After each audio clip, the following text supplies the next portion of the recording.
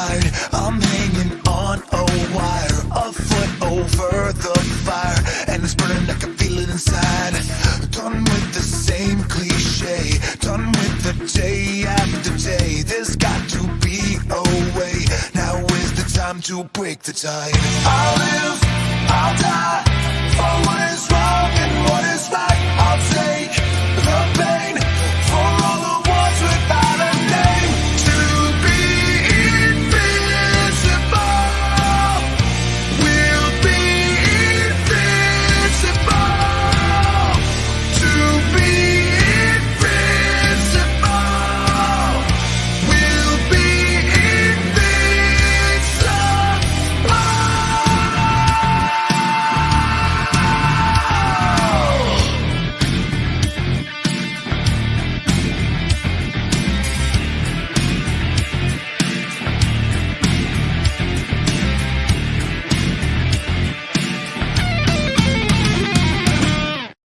Hey guys, welcome back to Two Guys and Hockey Talk.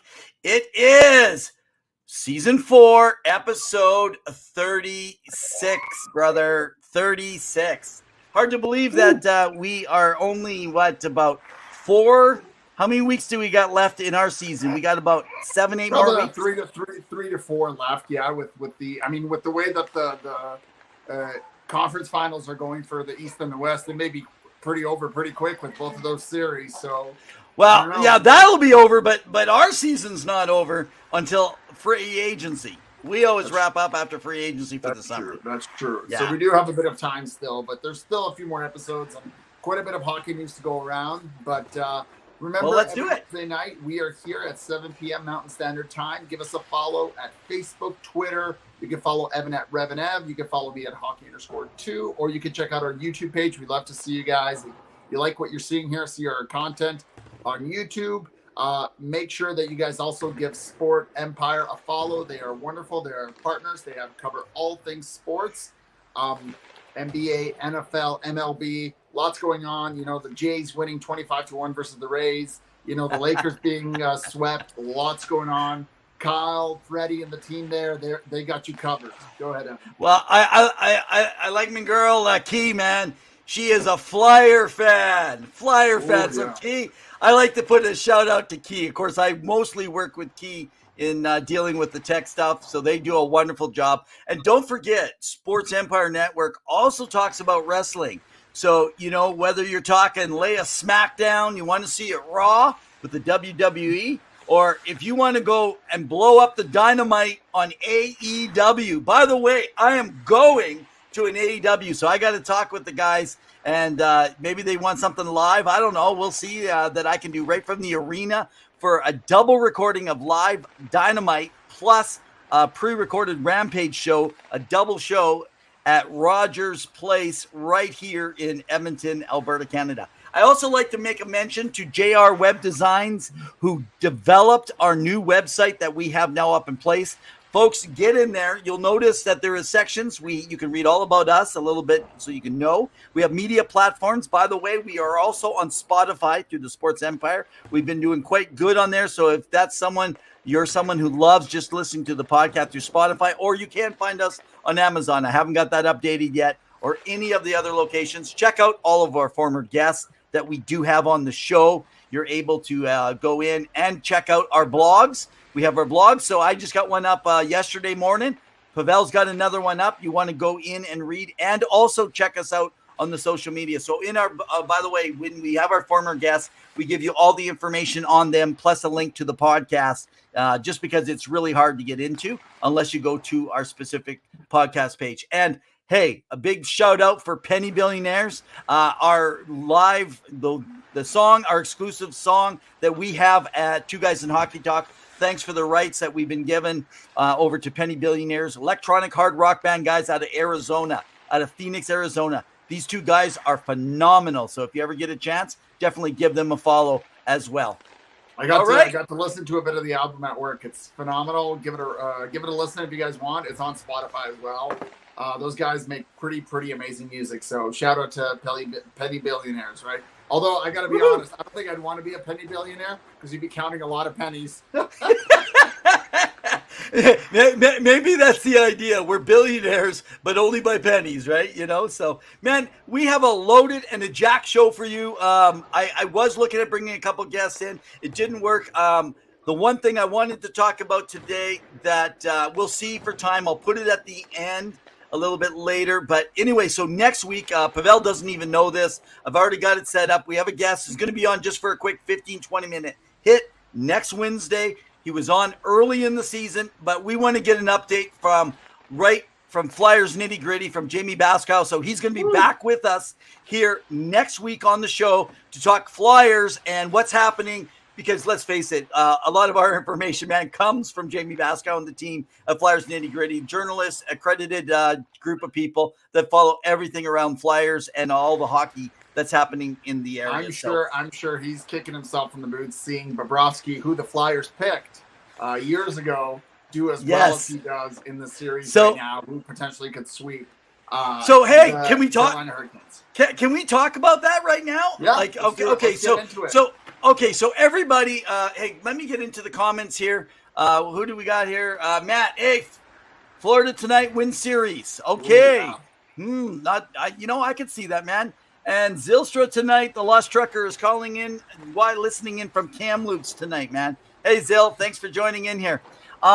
Hey, there you go, Key. I gave you a heads up there, man. What's up, Key? Woo, there's Kyle. Guys, you may not been on at the beginning, but we were giving you a shout out nice and early, and we're giving you another. Guys, get over to Sports Empire Network. I got to say, Kyle, you were able to get onto the other podcast on Sunday for the Lakers talk versus the Nuggets, and you can't get onto ours. Something's fishy here, but just saying. Well, maybe I got to do a better job of setting things up here, man. He's doing good. I've enjoyed being part of his Chomping at the Bit podcast. Go ahead. Hey, and a quick mention. So, Key, let's touch base this week. Next week, I have Jamie Baskow coming back on from the Philadelphia Flyers for a 15, 20-minute hit. Love to get you on, and maybe just as a quick follow-up after that to talk around the Flyers. So let's connect this week, guys. All right, man. Yeah, I know they still stink. Okay, Key had to get that in. They still stink. But we want to talk. Can we go into this goalie thing really quick about Bobrovsky? Sure.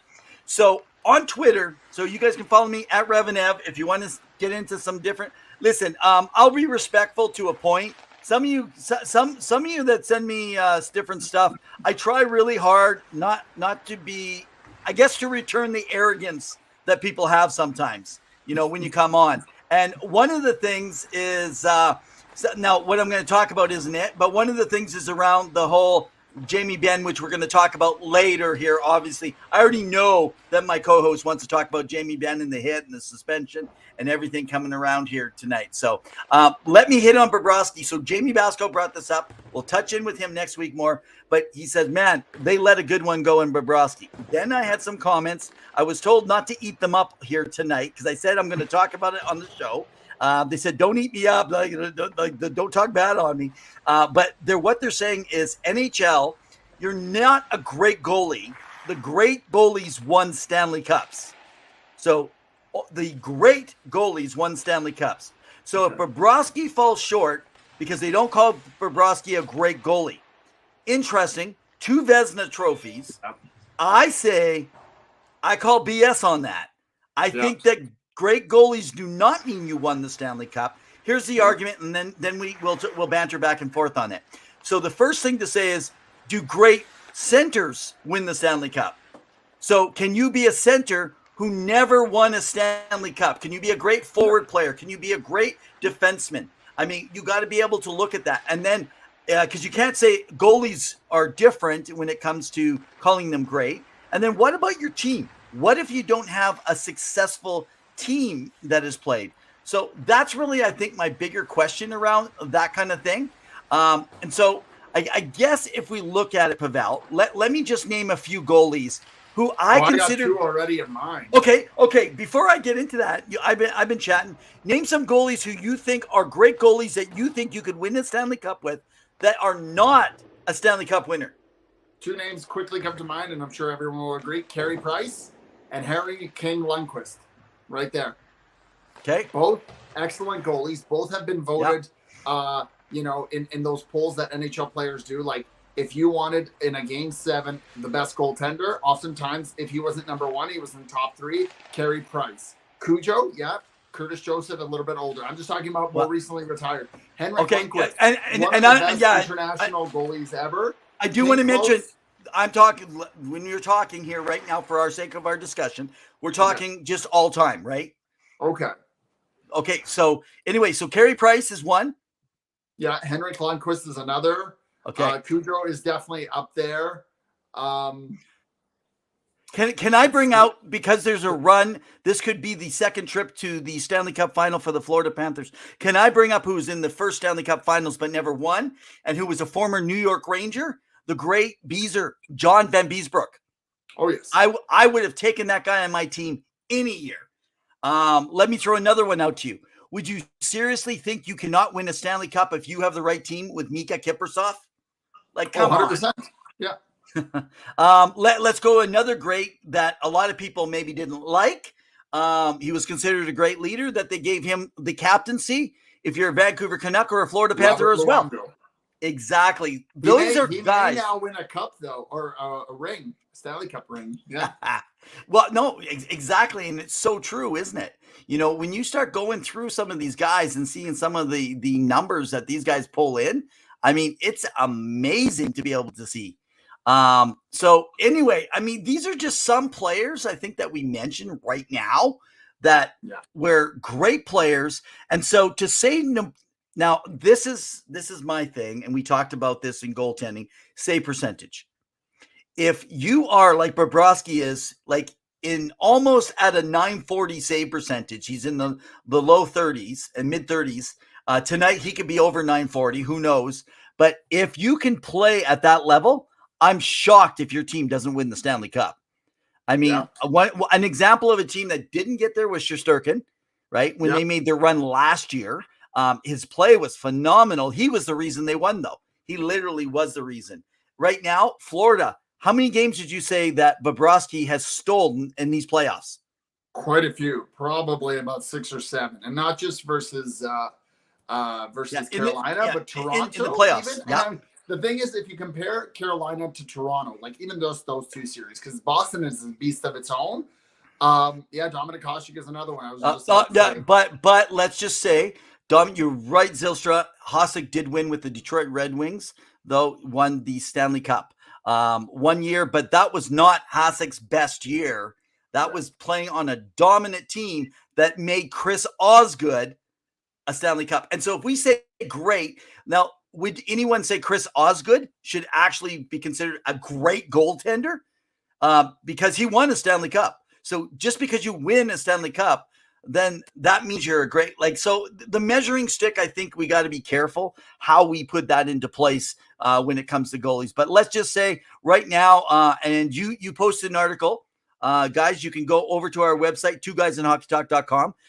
Right there on our blog, a post went up earlier today, just some updates and some specifics another goalie you could talk about who didn't make it, and I'm going to get back to my other topic because we're on tangent, is Kelly Rudy. Okay, let's do it. An elite goalie. He was solid. He put up good numbers and never won a Stanley Cup, right? But Sergei Bobrovsky has been playing elite. He could potentially win the Stanley Cup. He is most likely the Conn Smythe favorite next to Matthew Tkachuk right now if they go to the final, depending on who they face, whether it is most likely Vegas or, if Dallas pulls it out.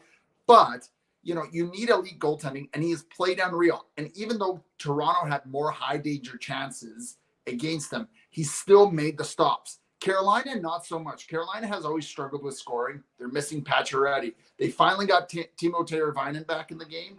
He's been playing. It's been good. But, of course, being away for so long, it's tough to get into the rhythm of things. And you need your secondary guys. And a lot of their scoring came from their defensive guys. The Brett Burns, the Brett Pesci's, the Shane Gostisbehere's Ghost. That's why he was brought in as a power play specialist. Yeah. But they're not putting up points. And Bobrovsky, I think one game he had a 972 or 982 save percentage in game 2 or 3 versus the Panthers. Yeah. With those kind of numbers, you're stealing a game. You are just stealing it, and you've got it. And to think that after that long overtime they had in game 1, that they were going to put Alex Lyon back in to rest Bobrovsky. Nope. Yeah. He came right back in and won game 2. So there you go. Absolutely. Okay, so there was something you wanted to get to next. Well, there's quite a few things I want to get to next, but do you want to talk about the Jamie Benn hit? And Sure. Let's get on that. So Dallas is now on the brink of elimination. Jamie Benn, who has had a history of playing some very questionable, possibly some people would say dirty hits, kind of took down Stone in a seamlessly neutral play in the neutral ice. No problem there.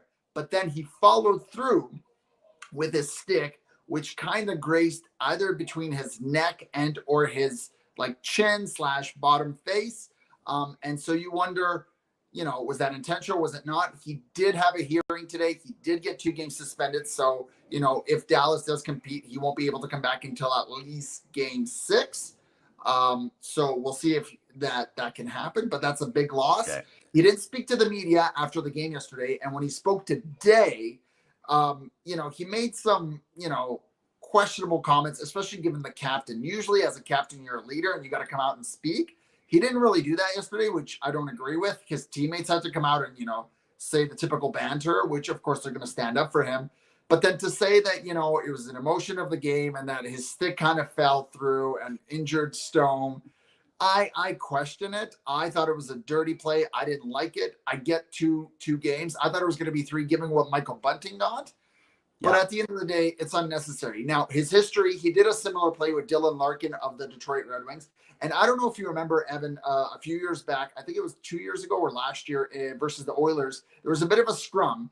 And him and Hyman were standing behind on the blue line. And, they were just chatting until he knocked down Hyman's stick. And Hyman's like, come on. And then he went after Hyman and started knocking him down. So just a very greasy player. I know he plays on the edge, but you're a captain, you're a leader. That's uncalled for, and I did not like that call. I'm okay with 2 game suspension. I expected a bit more, of course, inconsistency, as always with DOPS, but I didn't like it. What are your thoughts? Well, I have no problem. I think it could have been a 3 game suspension easily. Just with the afterwards. What I don't like is the fact of not taking responsibility for your actions, saying it was the heat of the moment and I totally lost it and it was inappropriate, right? You know what? And I made a play that was not safe for another player. That's what he should have said. So today I take to Twitter because I'm having a little bit of an issue here with a 1 game suspension for Alex Pietrangelo and a 2 game suspension for Ben. Now here's the thing. Now I need your guys' take on this, because I'm being told I have Oilers rose-colored glasses on, and I'm looking at the Alex Pietrangelo and saying, now you got to remember, he comes from 20 feet away to Leon Draisaitl with a tomahawk with his stick. Never was intended on the game. I get cross checks. I get laying on people because that's in the hustle of the game. It's on sportsmen. It's wrong. It's violent. But taking a stick in the air like you're chopping is probably as much as it could have came down to Todd Bertuzzi's situation here also. I mean, it is totally inappropriate to me. I think he deserved a 3 to 5 game suspension. I think that is where it should have happened. And because it's not being called, and even this Ben with the 2 minute, why don't you do that? Why don't you go after the team's best players? And it's interesting. I'm not saying it's payback against a player on Vegas when one does it, but they're saying, well, he didn't even own up. Alex Pietrangelo never owned up to his either. He says, we're going to play the game the way it's meant to be played. Well, you never played the game. Department of Player Safety made sure, and people think that he had control of his stick to do a slash on the wrist, and it's not the same. Here's what I'm getting. If you're a Vegas fan, correct me if I'm wrong, but how come you can't admit that Alex Pietrangelo was totally inappropriate, irresponsible, and it was dangerous to the game and deserved much more, but yet you can find someone who comes against your team and now it's dangerous? So give me a take from outside. Vegas, I agree. I'm going to hear from Vegas fans. Well, what about Kane and what he did to Colasar in the corner with the extra punches and jabs and stuff like that? And what about this? And what about Kane's, after whistle on ice, hit in the face, aggression at the end of the period? I agree with all that. The problem is that any other kind of type of move where it's indirect, puck is not in control. That's the key here. And he went after it. And I know that the next day or after the suspension was done, when Pietrangelo was interviewed, he kind of talked about what did he, I could be misquoted, but he talked about the fact that, well, they were going after him all night and they were targeting him. And so, of course, he got frustrated on the emotions. But you got to understand, last year, the Calgary Flames went after Leon Draisaitl's knee and ankle. Frank After Saravelli he was talked hurt. about it. Yeah. And the Oilers responded by winning. I get it. That's the best response you're going to get. But it happens where players target certain areas. Just like, correct me if I'm wrong, Evan, when a player has a weak glove side or a weak blocker side, our team's not exposing that. Why would they not go for that? It's just, this is more blatant. And he went for the two-handed slash. And that's where I don't agree. Yeah. And I'm sorry, Pietrangelo still should have gotten two. If Nurse was technically getting one, a call that they did not make in the regular season for a suspension when it happened twice. So again, inconsistency. And this is, again, I compare this more, the Ben hit on Stone to Michael Bunting on Eric Cernak, because it was outside the play and it was against a dangerous area, which is the neck and the face. And if you're trying to protect it and get that stuff out of the game, that's uncalled for. And according to some people, some insiders in the NHL, when Jamie Benn, A, didn't make that statement at the beginning, and then B, came out with a statement today that he did, kind of not really admitting responsibility and kind of just said it was an accidental follow through, right? It's not verbatim. That's when people got really upset, because he knows better. Jamie Benn's been around a long time. He's been guilty of this before, and he plays on the edge, but this is just uncalled for. And again, this isn't Mark Stone's back. So, Nope. But well, and so here's the thing. I will say, yes, they were going after Stone. There was dirty play by the Oilers going against Mark Stone constantly. I saw it. I witnessed it. I'm like, guys, don't do this, because there's going to be retaliation. And that was why I think they lost the series. To be honest, I was worried about the Kings series the same, because they were doing stuff dirty. And so the Oilers played dirty back. And I get it.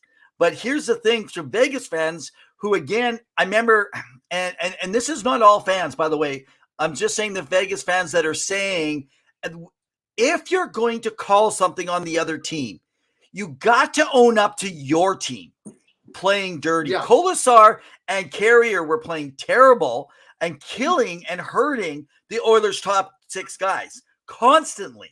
And they were taking advantage as lower end guys that could get kicked out, ejected. The Oilers fell for it, and they started doing the same. Follow through on the stick for what's it called? Yeah.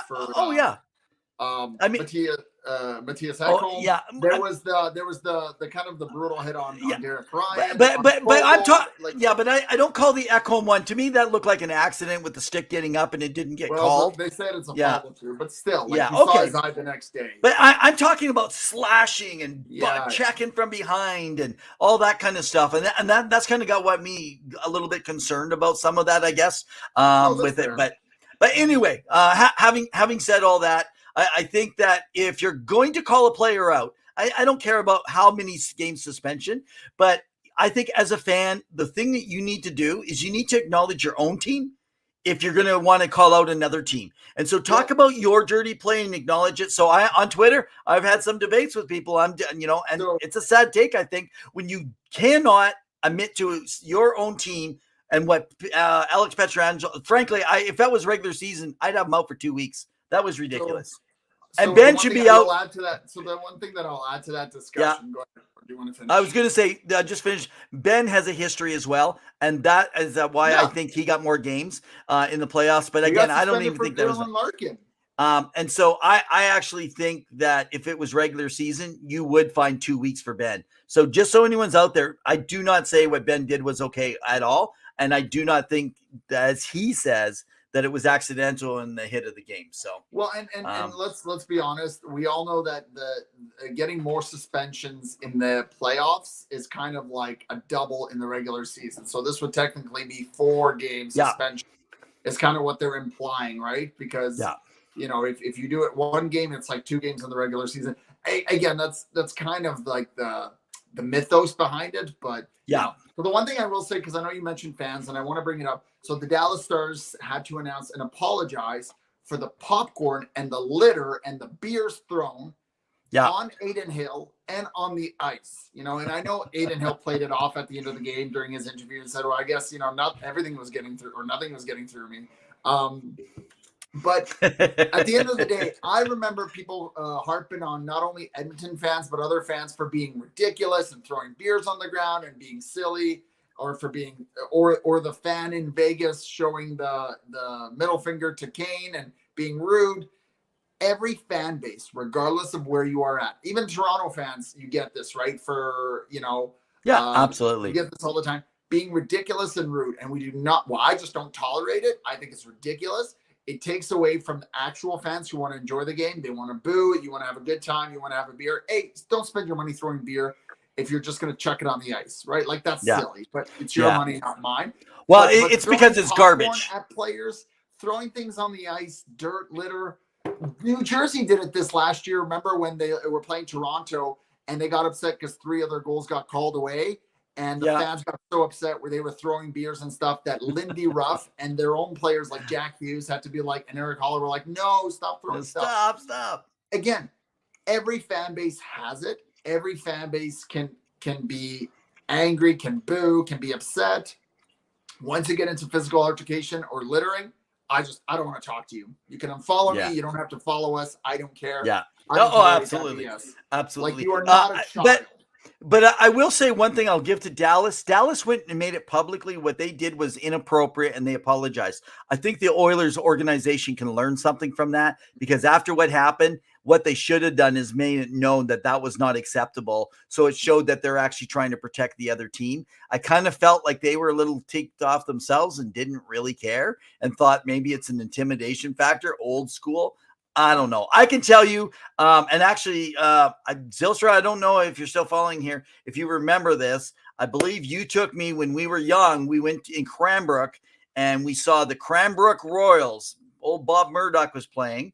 That might have been the game where you got some skates off him, or I don't remember the whole story. But anyway, we were at a game, and it was against the North Shore Winter Club. And the whole crowd of 2,000 people went crazy, calling BS on the refs and stuff. And then the ice got littered. It got littered. They thought they were going to cancel the game because of some stuff and some crazy stuff on the ice. It happens. That was senior men's league hockey, basically, is what that was back then. The only litter I ever want to see is the teddy bear toss, because it's planned and it's for a good cause. That's the only litter I want to see on the ice. So there we go. I want to get into one little thing. Just before that, Zylstra did mention something about Makarov. Should have got 3 games. I need help, Zylstra, or Les Pavel knows. Makar. Oh, yeah. Well, she might be. Hey, you know what? She might be voice to text right now. So we'll have to. So yeah, Kale Makar, 3 games. I agree. If we were talking about Kale Makar, twin brother Makarov. Makarov. It's like twins from watching the movie with Danny DeVito and Arnold Schwarzenegger, right? Okay, go ahead. Evan, I want to get into one thing quickly before we talk a little bit about the Toronto job and the Calgary job. Let's do it. The surroundings. Let's do it. I don't know if you saw it today, but Andrew Shaw, former Chicago Blackhawks player, as well as Montreal Canadiens, amongst others, was on an interview for a podcast called Raw Knuckles. And I guess it came out that he made some comments surrounding Kyle Beats' situation. I listened to this podcast. Good following. They had some good talks. Turns out, he was talking about the broad history of like the franchise, what was going on, and the fact that Joe Quenneville, who recently was told by Gary Bettman himself that no, he cannot come back to coaching because he doesn't feel like he's made progress in terms of bettering himself given that situation. Was kind of upset at the fact that Joe Quenneville can't coach given his history as a successful coach, which I will agree, I will concede. But he made comments about the fact that Kyle should have technically stood up for himself and, really dominated that situation by addressing it quickly. And if that had happened to Andrew, he would have, nipped it in the bud, to say it very politely. That's not how that situation works, Andrew. I'm sorry. And the fact that he covered not only your rent and your groceries before you made a big buck in the NHL, the fact that you said that this is technically, indirectly Kyle Beach's fault, lost a little respect, not only for, again, the Chicago organization, but for Andrew Shaw. And he can at me all he wants. But the guy was your fellow player, and you said you didn't learn about it till later on, which I think reports have shown that that was not true. But to throw him under the bus that it's his fault, even though Kyle Beach was assaulted, and then this guy went on to Columbus and a few other places and assaulted younger men. I just don't tolerate that take, and I thought it was a bad take. It's great for viewership for Raw Knuckles podcast. Good for them. Maybe we can get a player and say something controversial one day in the future. But I don't know, Evan. I think Kyle Beach has gone through enough. The organization has got off very easily for how they handled that situation.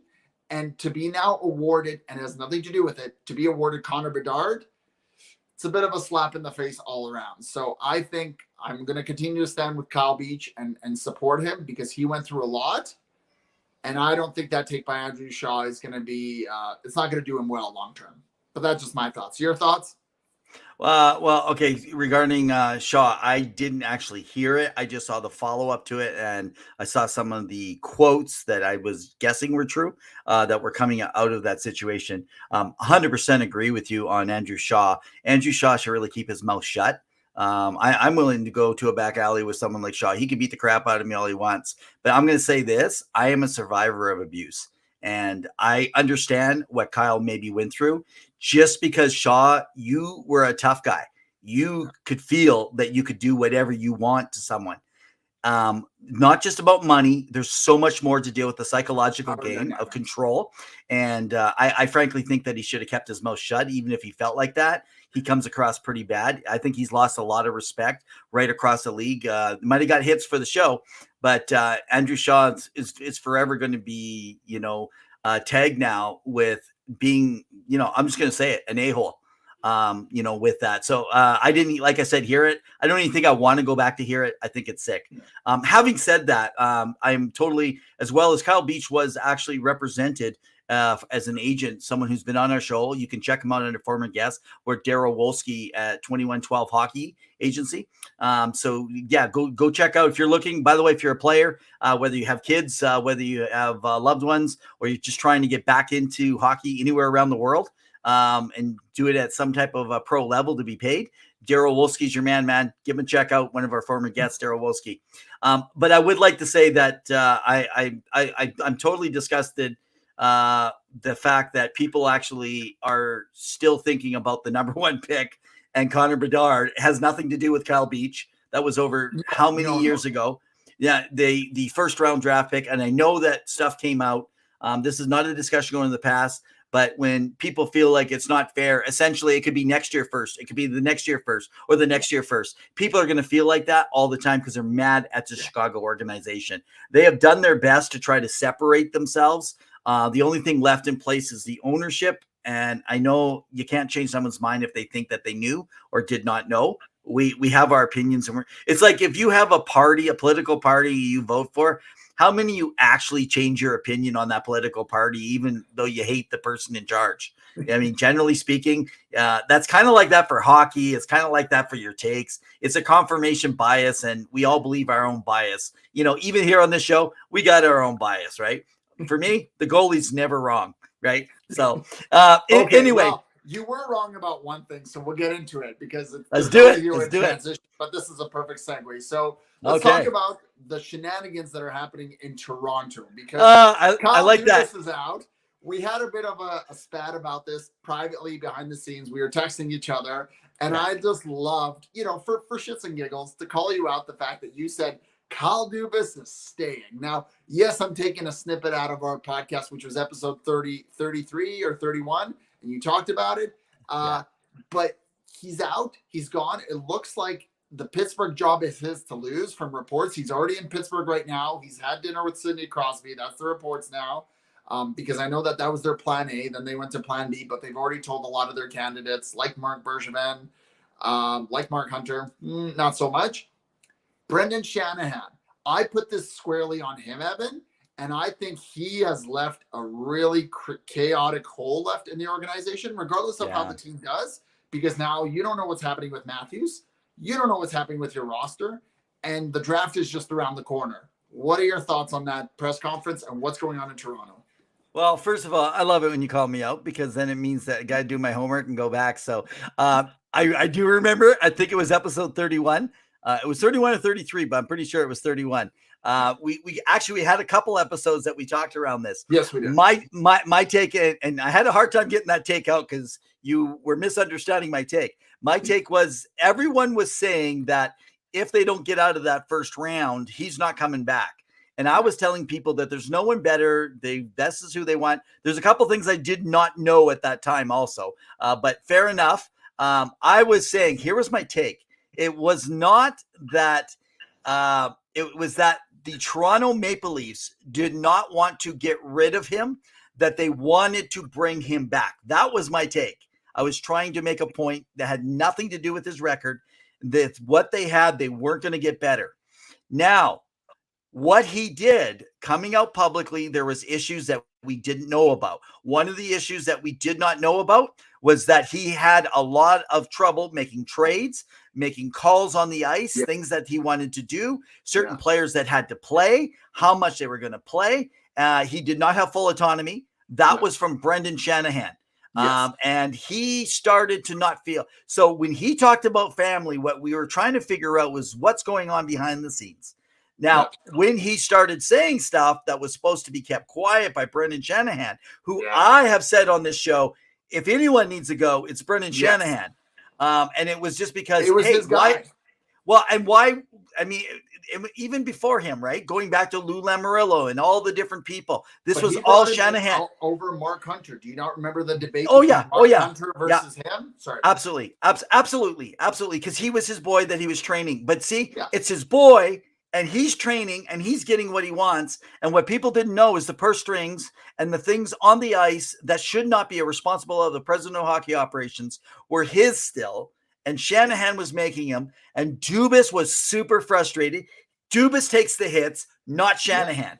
People blame Dubas. And that stress was obviously driving him. So he made this ploy. I actually thought he was just going to walk away.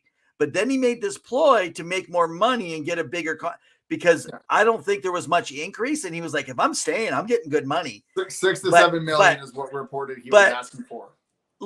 This hasn't come out yet, but this is what I've kind of heard is this possible? And we're going to find out over time, obviously, and maybe in some book someone writes, but was this ploy and what he did, already knowing how mad Shanahan was, a good way to get out of the franchise by having them say he's gone? Hurting the franchise in doing that and freeing him immediately from the franchise to be able to get somewhere, because you don't want to wait till after July 1st. Otherwise he would have had to wait. So this is some of the in behind stuff. And like you said, he's over in Pittsburgh. I can tell you one thing right now. He is asking with Fenway Sports for a 100% autonomy. And he is also looking for a good contract. So it's going to be, but he'll take some of those boys with him. The fact Jason Spezza, I think he's early in the management scene, but Jason Spezza resigning, there was a reason. There was a reason. And that is what I think was a red flag for me, because Jason Spezza, loved by a lot of people in the hockey community. He is respected. He's taken a discount. He played for his hometown. He really contributed. He played in the Marlies when he needed to. He kept his mouth shut. This older guy. And as soon as Dubas got fired, red flags came up when Spezza left, because he knew something that he didn't like. And I know there's a lot of people that are still in the organization that were Dubas people, but I got to be honest with you. I think this is on Shanahan. And again, he picked his guy. He made this happen. Now, whether or not he wants to keep the core as it is, because there's now rumblings from Chris Johnson saying he may keep all 4 guys. Whether that's true or not, how do you come back? And I don't put this on Dubas. He did the best he could. Now, I'm not going to go out there and say Toronto fans he was the best GM in the world. He learned on the job. He was young. He started when he was 27 as an AGM. But he did the best he could. And if you hear how difficult it was to make some of the decisions, and he did favor, Sault Ste. Marie guys. But here's the thing. He did what he could. He paid out these big contracts. But when your top 4 guys, your Matthews, your Martyrs, your Nylanders, and your John Tavares, who are making 1/3 or pretty much 1/3 of the salary cap, you're not performing, even if you include Morgan Riley, that's not on the GM, that's on the players. And they did not perform that well, not even versus Tampa, but Tampa was weak, exhausted, injured, and they just barely got through. And Vasilevsky was not otherworldly. So And as you can tell, give credit and kudos to the Panthers because they rocked it. So I think there's a lot of turmoil in there. There's definitely going to be a lot of things. Now, don't get us wrong. There are people in place like the scouts ready for the draft. But the problem is you have contracts to sign. You got to build a roster for next season. You got to see who's coming because players like Luke Shen, players like Ryan O'Reilly, are you bringing them back? So now I know there's been rumblings and you've talked about it before. Brad Treliving coming in potentially being the favorite right now. And we're going to get to Calgary in just a second. But your thoughts on him coming in because they want a veteran experienced GM. Can we leave everyone holding on that for just a moment? Because I'm looking at the time and I want to get to this, guys, but we want to keep mentioning because some of you join us late. Guys, make sure that you join us every Wednesday right here, 7 p.m. You can follow us on Twitter at hockey_2 for Pavel. You can follow me at RevanEv. Follow us every Wednesday, as well as just a shout out to our partners, the Sports Empire Network. They do all podcasts of all sports that are hanging out there and give us the stream that we're able to come to you live, as well as a big shout out to JR Web Designs. Guys, check them out. They're right on our Facebook page. We now have open that run this thing. So it's twoguysinhockeytalk.com. Follow us on all the media streams. There you can read our blogs. We got a new blog up today directly about some of the stuff we're talking about from Pavel, myself. If you want to be a writer, come on and enjoy, as well as follow all of our former guests that are there. And Penny Billionaires, when we go out tonight, if you haven't heard our new song, we have the exclusive rights to, thanks to our partnership with Penny Billionaires electronic hard rock band. All right, let's come back to Brad Treliving. All right, let's bring it up. Okay, so I'm a little concerned now that I know about the Shanahan situation. Spitting Chicklets, I don't know if you got to see it. Spitting Chicklets just had an episode with Rick Vive. I'm not sure if you saw the episode with Rick Vive, but what happened? I did not get a chance. Okay, to. It's on my so Rick Vive is talking I about. have been so consumed with Toronto media in terms of what's been going on. But this is a part of it though. Yes, that's why So Rick Vive had a run-in with Brendan Shanahan. So Rick Vive is known in Toronto. He's a legend in Toronto. He's a 50-goal scorer. But later in his career, when he was in Buffalo, as well as previously, he had been with Toronto, and I'm trying to remember, he was with 3 or 4 teams. But anyway, Brendan Shanahan was a young guy coming into the New Jersey Devils, where he was drafted. And it's interesting. He says he never got an autograph from Rick Vive. Now, Rick Vive says, I don't remember that at all. But the first time they met each other, literally, he went after him in a fight and pummeled him into the ice. And Rick Vive just said on the show today about what, you got something different you want to talk about? No. You're right. Vancouver. He started with Vancouver, Toronto for a very long time, Chicago, and then finished with Buffalo, in between with Rochester Americans, back to Buffalo, back to Hamilton Tiger Cats, and then that was it. Yeah. Tiger Cats? No, Hamilton Canucks. Sorry. Who's that, Rick Vive? Yeah, Rick Vive in 92, 93 in the so AHL. 92. Oh, at the end of his career? Yeah. Sorry. Oh, okay. My brain is on CFL, so it's, yeah. No, that's cool. I was getting, Detroit Tigers. No, that's Lions. So anyway, he started in Vancouver. That was one season. So okay, no, that's interesting. And then he went to Toronto. Yeah, for several seasons. No, that's great. So anyway, with Rick Vive, he shares on how he just got pummeled to the ice, and he asked him what that was about, and he says, "You never signed an autograph from me when I was a kid." It's just, so I want to bring this up because I think Brendan Shanahan is petty. And I don't mind saying that. No, I honestly do. I could bring you up stories of his career when we were following him in his changes. I've heard stories around agents and stuff like that I don't always believe, but I'm sorry, seeing what I've saw, you can only go by what we see. And I understand it's behind the scenes, but if that Rick Vive, and I'm going to trust Rick Vive, Brendan, and if he's saying that you got upset about an autograph, your first NHL game, you got to fight the guy because you're mad at him, which he doesn't even remember, and which is something he never did. And you're dealing with this stuff in public. I think you could have dealt with this more professionally. Maybe he wishes he had. But I feel like he does not take the blame for anything. And right now, if I'm a Toronto Maple Leaf fan, I feel screwed because I don't think that Dubas is a god. I don't think that it's not they can't recover. I think the backlash from this is going to affect them. And I wonder if Brad Treliving wants to go to somewhere he does not have full autonomy, because that's what he did not have in Calgary. He did not have full autonomy. It was being run by owners. Don Mahoney was doing his own stuff as the president of hockey operations. So, which can bring us to them in just a moment. I'm starting to debate if Brad will take the job, even if he could get it. I think he will, because it's a prestigious job. There's a lot of people who'd be interested in the job, and you do have a good set holder already in place. So similar when Ken Holland started at Edmonton, you have these, elected players like different ownership though.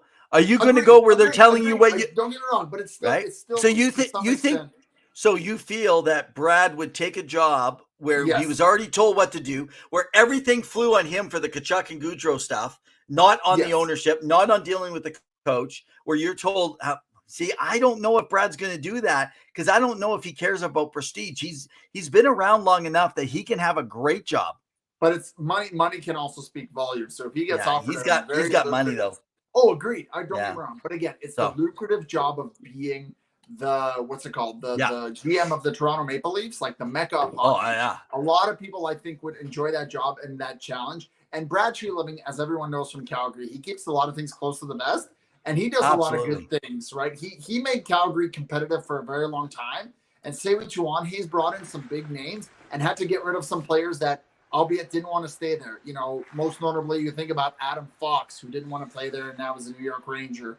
But there's a lot of players that went through there. True. And he made, Calgary competitive. We'll talk about Calgary in just a sec. But the way I see Brendan Shanahan is that it looks bad on both sides. This isn't just a pro Dubas and bad Shanahan.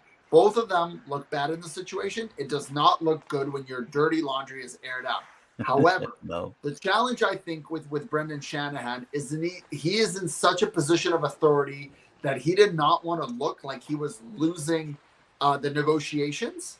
Yeah. And I think because Kyle came out and talked on that presser, which he advised him not to do, Shanahan, on Monday, and then he talked about his family, and that was brought up. And I know that some people, harped on Dubas for doing that, which every person's going to advocate for themselves.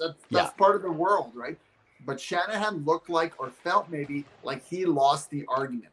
And let's talk about this completely, because we knew going into the season that there was no contract extension for Kyle Dubas, and a lot of it was riding on their playoff success.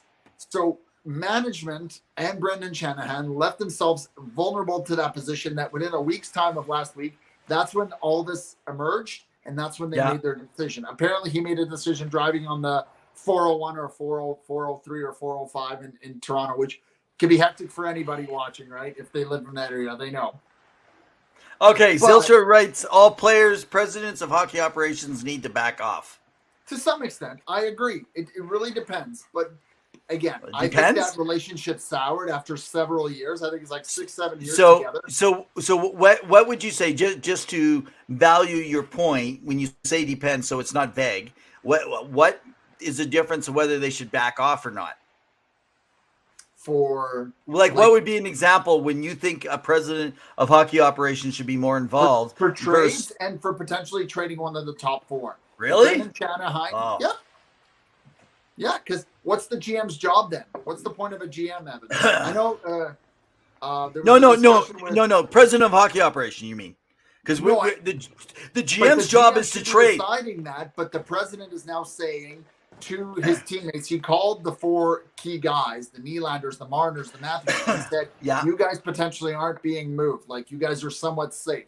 Now, again, it's vague. It's not written in stone. Things can change. But when you're saying that to your top key guys and you know you need a change, who's making that decisions? And again, apparently it was Dubas went to Shanahan, Shanahan went to the board, and then the owners, and then vice versa down until the decision was agreed upon. Okay, I'm kind of confused on your answer. So what I'm asking, you're saying that general managers should be in. I'm saying, why should the president of hockey operations be more involved? Like you said, sometimes. So what's the occasion that a president should be more involved? Because the president of hockey is trying to do the business side of hockey. Okay, but what is it that you think that they need to be involved in a decision? What The like what overall decision? goal and where you're going as a franchise. What direction are you heading? What is the vision of the team? Apart If from trying to get the but if Stanley you Cup. tell me as a general manager that I don't have autonomy to make the decisions on players, and I gotta sell you on it, and I came in thinking that I have that ability because some presidents let you do it. Yeah. I can tell you right now that all we have to look at is the Oilers and Chiarelli, right? The trade of Yeah. Hall. He didn't really run it. He ran it by, but they pretty much gave him full autonomy. Yeah. I mean, well, he was actually told to sign that contract. That's another. Yeah. Yes, he was. Yes, Okay. I believe he was. There was a lot to lead us to do that. Because he was fired a few days later, so I don't know. If he No, was told. and it was brought out that he actually brought that to mention. That was already decided, and it was an ownership panel that decided on that. I think we're saying the same thing, maybe just not in the same Yeah. words. So it is semantics, but I agree. Like there is some things that they should be involved in. And again, as we used to learn from our former boss, who's now retired, poop flows upward, right? So they don't want to be surprised by what something comes up their way. So they just want to be updated. However, they can make suggestions. They can make, like, I think, for example, the Matt Murray signing or trade from Ottawa, I think that was all Dubas. He brought the guy that he believed in. And I'm sure people in the organization said, don't do it. That's a bad idea. He's injury prone. But Dubas stuck to his guns and forced it and made the argument. And it's okay to have debate and people who can say, you know what, Evan, don't bring this guy in. I don't believe he's what you believe he is. And you could say, well, actually, analytically or the eye test, whatever, we believe in him. We got to bring him in. So at the end of the day, there's going to be banter. But as a GM, you should have somewhat like 90% to 100% full autonomy in deciding. Within reason, of course, you don't want to go crazy. But I think if a president of hockey is involved, you have to establish that rapport at the beginning. And I think that's what's going to happen with Brad Tree Living and with, if he's brought in, and with Brendan Shanahan. But enough about that because we've no, you haven't given me a chance to respond on that either, though. Okay. Okay, so Zilster says nope. Now let me just say what I Zilster, he doesn't know what the nope means to. Nope towards which. He said a lot of things in that small amount of time. I just want to say this is the difference to me. A franchise player, when you get hired as a GM, it should be noted. This is our franchise player. If you want to move this player, Austin Matthews, then that requires us. Mitch Marner, you can't make every player. Maybe two players, but you can't say this is who we protect. And that could be Edmonton too. That could be in Kane and Tays, all that stuff, but dating back. That's my opinion. However, I do think that when you have a new general manager and you're bringing in, which I know we were going to talk about, we only got a few minutes. I guess we're going to end with Calgary, and we'll go over there. But in the situation, say in Calgary, and this will lead into it, when you got a new GM that's at an NHL level, even like when Kyle Dubas came in, I think that was the problem. He came in and knew that he probably didn't have some of that autonomy, thought he earned that autonomy. So let's be fair to Shanahan. So there you go, Brendan. If you ever listen to the show one day, you will know that I am saying that there is another side to your story, and that that the fact is Dubas probably wanted more, wasn't going to get it, and maybe that's what he should have negotiated. If I'm going to stay, I want more autonomy. If not, then I'm going to have to just look elsewhere because that's what I'm looking for. You could have done it more peacefully, obviously, but that's, I think, a president of hockey operations. If Ken Holland moves over at the end of next year, but moves into a president only and then helps mentor that new person. But I think there needs to be a time. You can't go more than 2-3 years, and you got to pass over the full reins outside of going to ownership for a franchise player or two. Anyway, that's my take. Let's move over. Pittsburgh and what happened there with Ron Hextall and Brian Burke, and both of them being brought in, and Hextall being officially the GM. And then I think Burke was the president of hockey operations, but involved in some of the decision making. And it didn't work out, right? I mean, they made some decisions questionable, and now did you read the articles today? Did you read the article from Rossi today? Rob Rossi? Not yet. Okay. So, yes, I did. Yes, with it's quite long. It's quite long. Evgeny Malkin and whatnot. So we'll get into it next week. I do want to just mention one thing, and I want your quick initial thoughts. It's a short thing. So the Buffalo Sabres have signed their captain Kyle Okposo to a 1-year, $2.5 million. Props to him. Some people online think this is an overpay. Evan, what are your thoughts? I think he's 36 years old. I think it's 2.5. Yeah, it is 2.5. Yeah. Yeah, from Heavy Hitters, Jennifer he was talking about it too, and I found it actually quite interesting. So here's my take. It's a 1-year contract. It's a little high for an older guy at his stage, but he's a veteran. He's experienced, and right now the cap is not an issue for them for next year. I think he's a great guy to keep there for a year, but I wouldn't pay him to go on another team that's doing whatever at $2.5 million still. So I don't think it's a big deal at 1 year at that kind of numbers. I mean, essentially, hey, I would take probably Kyle Okposo over a Warren Fogle in Edmonton, and Warren's making much more money. So, That's true. So he is younger, but yeah. Yeah, but I guess it depends what you're looking for. I think Buffalo needs leadership, and Kyle supposedly is a very good guy dealing with that. In fact, we're going to talk about and we next week. I'd like after we get through the Flyer stuff with Jamie Basco, I'd like to maybe talk, if we can, start getting into some UFA players that are going to be available, whether they stay and sign or whether they find new homes and stuff. So, okay, let's do a quick update. UFAs or ones that are coming up. Congrats to Craig Conroy on becoming the new GM of the Calgary Flames. And there's a lot of happiness around this. There's a lot of buzz around the Calgary Flames organization because he talked about it in his presser. I don't know if you watched it. It was very intriguing.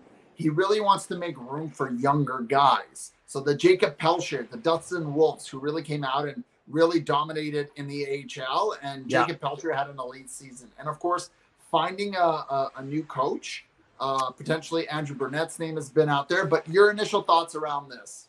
I love their coach.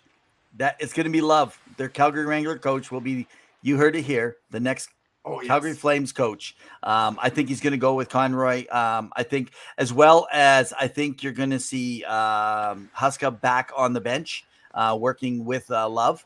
I think we should mention that we know one of the Huskas. Yeah, Brent. This is it. I believe whether they first or second cousins. Something along that lines. First cousins, yeah. Brent is where I kind of got my writing start with Oilers Jambalaya back in the day. Brent Huska. We don't have him on our former guest yet. He will be going on there, so you can link in. Guys, we're trying to get him there. Who is that? I'm thinking when you said who dat. Brent Huska. He's been on the show before, but his. I don't know if that's what Zilster's referring to. She might mean Love. So Love, if you mean the coach, Love has been the coach of the Calgary Wranglers. Which has everyone considers him pretty much the next coach in waiting to come out of the minor pro. Yeah, not just for a year, but he's been for years. Right?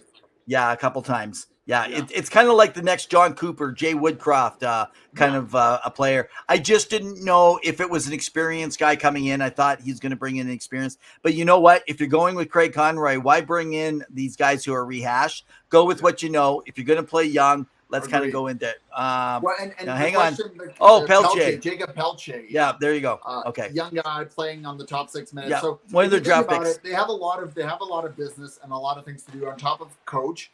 They got some players on 1-year contracts left and a few unexpired in these veterans. So you got Tyler Toffoli coming off a great season with 1 more year left. Lucic has done his contract. What does that look like? You have Elias Lindholm, who I know apparently there's been reports that Carolina had interest in him at the deadline, right? And he's your top line center.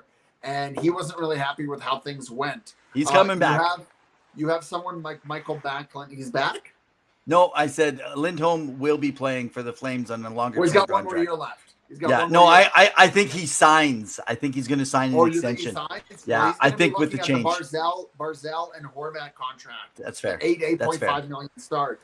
It's going to be a little harder. It will be a little harder just because of the fact that he had a down year, right? So yeah, you're looking at people in the back end. Zadorov, he's done. Like, what is that going to look like?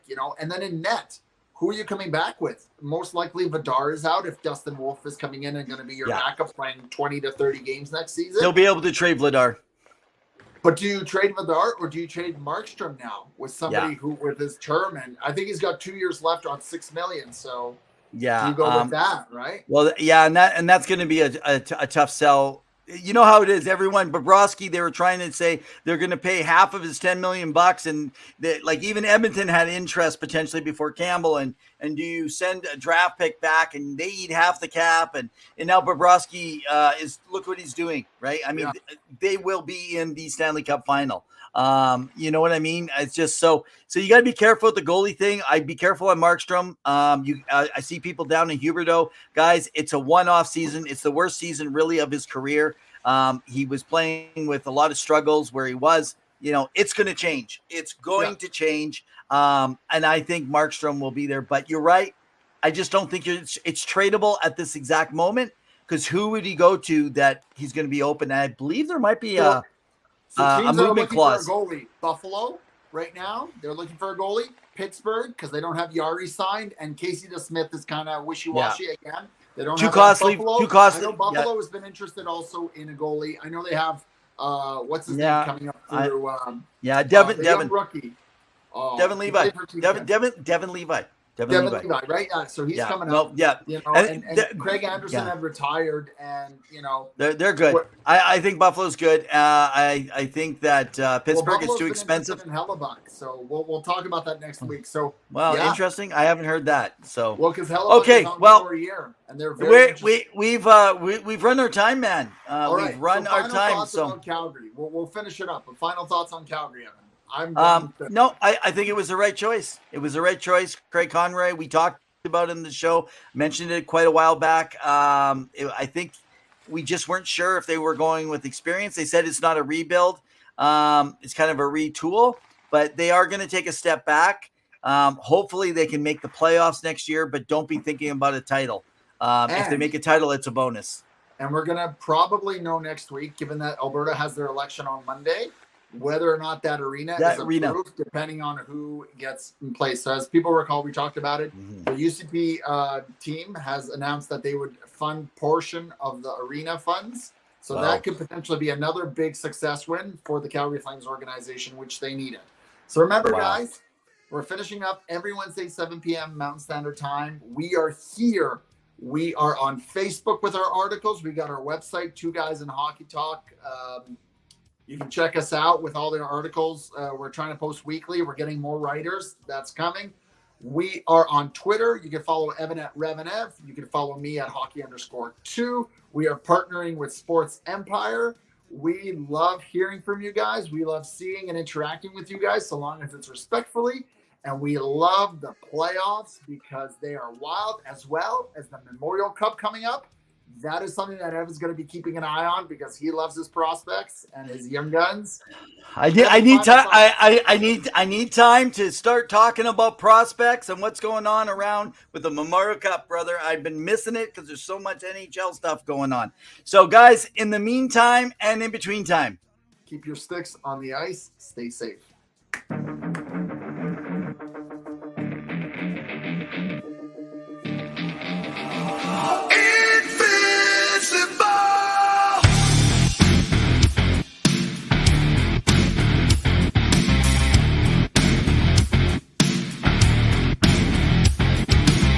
I'm just so sick and tired. I'm hanging on a wire, a foot over the fire, and it's burning. I can feel it inside. Done with the same cliche, done with the day after day. There's got to be a way. Now is the time to break the tie. I'll live, I'll die, always.